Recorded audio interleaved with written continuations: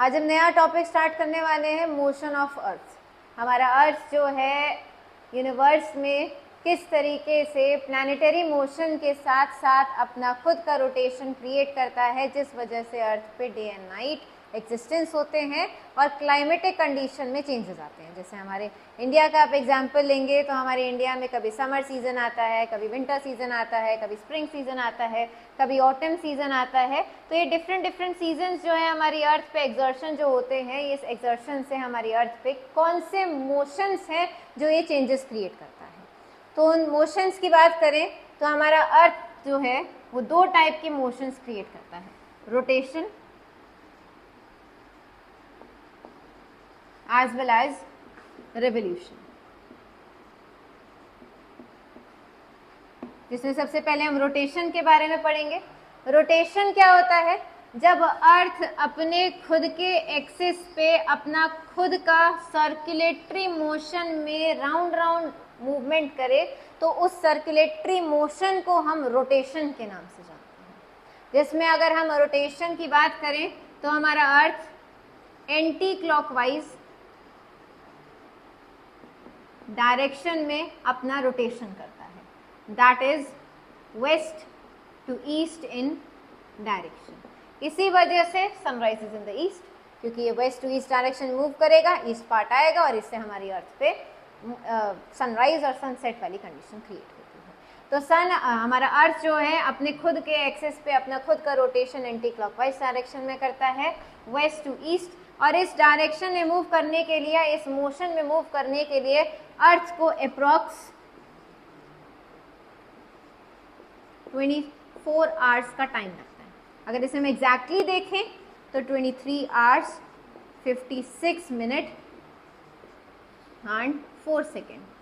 ये total complete interval लगता है अर्थ को अपना पूरा वन रोटेशन कंप्लीट करने के लिए, जिसकी वजह से अर्थ पे क्या कंडीशन क्रिएट होती है? डे एंड नाइट वाली condition. The face which directed toward the sun experience day and opposite face experience the night. इसी तरीके से अर्थ पे half of the earth experience day and half of the earth experience night, और ये change होता रहता है इस 24 आवर्स के टाइम इंटरवल में। ठीक है, ये कंप्लीट फॉर्मेशन को हम बोलते हैं रोटेशन। अब नेक्स्ट आते हैं रेवोल्यूशन। रेवोल्यूशन क्या रहता है?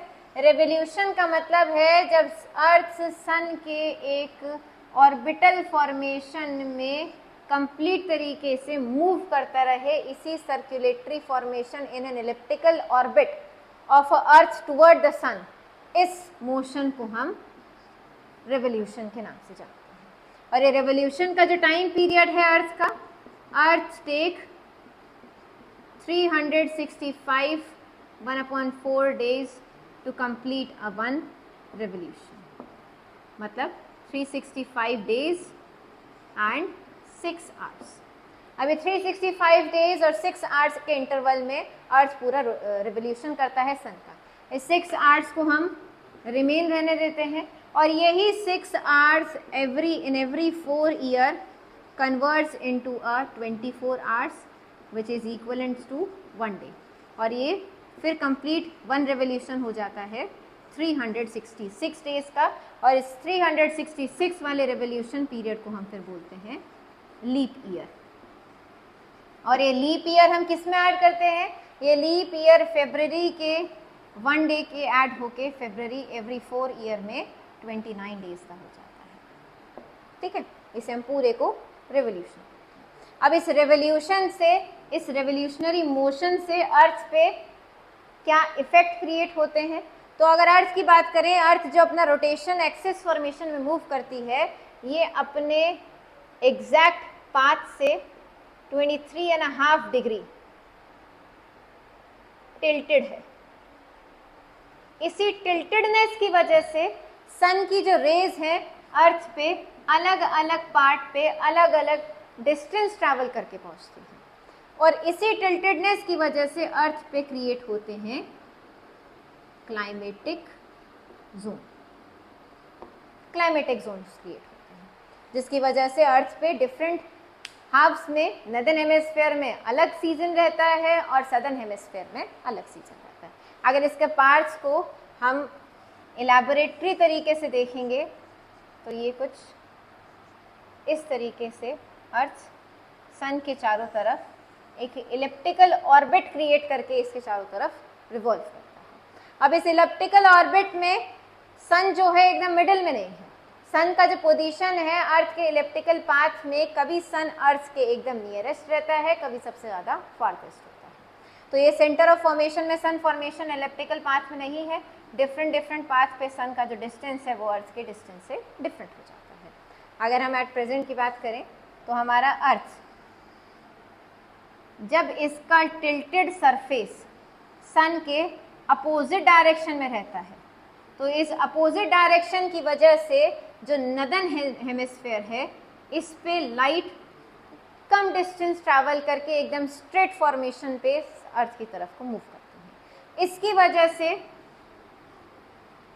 और सदर्न हेमिस्फेयर में कम डिस्टेंस रहता है और नदर्न हेमिस्फेयर में ये अपेरेंट फॉर्मेशन अपोजिट डायरेक्शन में टिल्टेड होने की वजह से लेट पहुंचती है, जिसकी वजह से सन के सदर्न हेमिस्फेयर में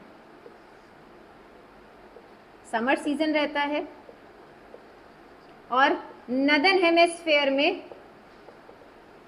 विंटर सीजन रहता है। और इस कंडीशन को हम बोलते हैं विंटर सोलिस्टिक। इस विंटर सोलिस्टिक में नदर्न हेमिस्फेयर विटनेस करता है विंटर और सदर्न हेमिस्फेयर विटनेस करता है समर सीजन। जो विंटर सोलिस्टिक है इसका अपेरेंट एग्जैक्ट डेट जो है 22 ऑफ दिसंबर में रहती है, in which northern hemisphere experience longest night and shortest day on 22 of December and southern hemisphere experience vice versa, that is longest day and shortest night. ये complete condition create होती है।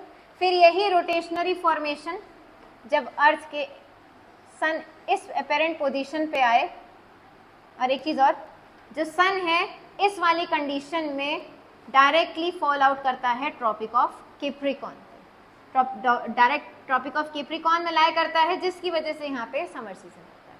फिर वही condition create होती है दिसंबर के बाद मार्च वाला कंडीशन। इस कंडीशन में क्या रहता है, जो अर्थ का टिल्टेडनेस है वो सन के अपोजिट और फॉरवर्ड डायरेक्शन में ना होके लेफ्ट और राइट डायरेक्शन में फॉरवर्ड करता है, जिसकी वजह से सन जो है डायरेक्टली परपेंडिकुलर फॉल आउट करता है ऑन इक्वेटर।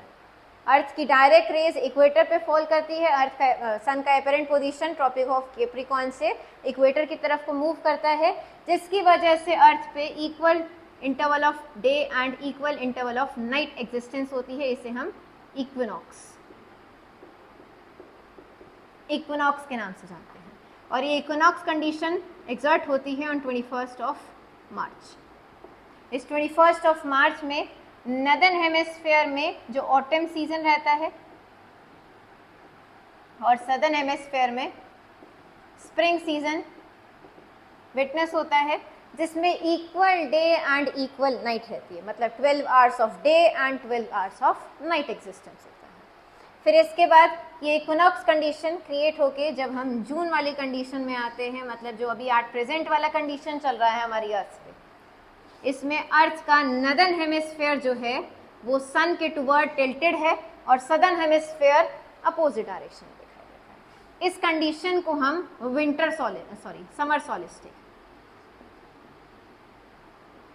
समर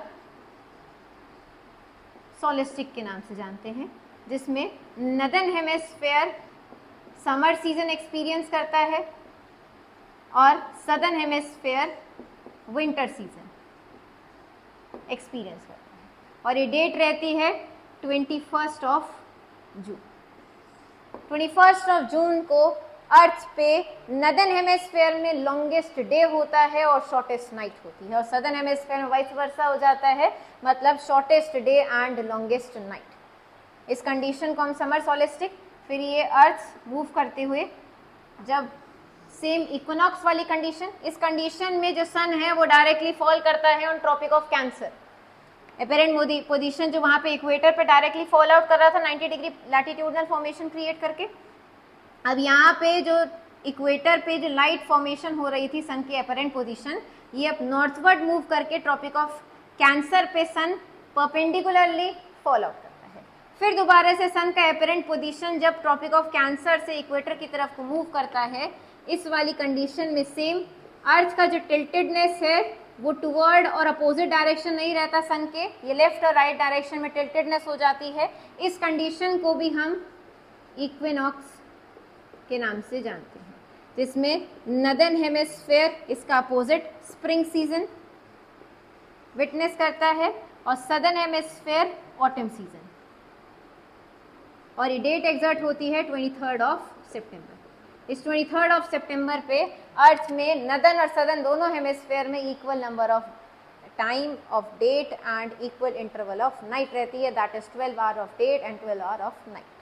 ये पूरा पार्थियल फॉर्मेशन जो था इसको हम रेवोल्यूशन ऑफ अर्थ के नाम से जानते हैं, जिसमें जब अर्थ सन से सबसे ज्यादा नियरेस्ट होती है, इस कंडीशन को हम पेरिहेलियन के नाम से जानते हैं, दैट इज 3 ऑफ जनवरी। और सन जब अर्थ से सबसे ज्यादा फारदेस्ट रहता है, इस कंडीशन को एपीहेलियन के नाम से जानते हैं, जो 4 ऑफ जुलाई रहता है।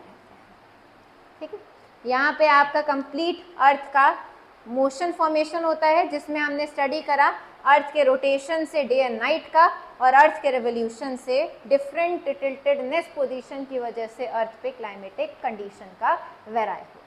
यहाँ पे आपका ये टॉपिक पूरा कंप्लीट हो।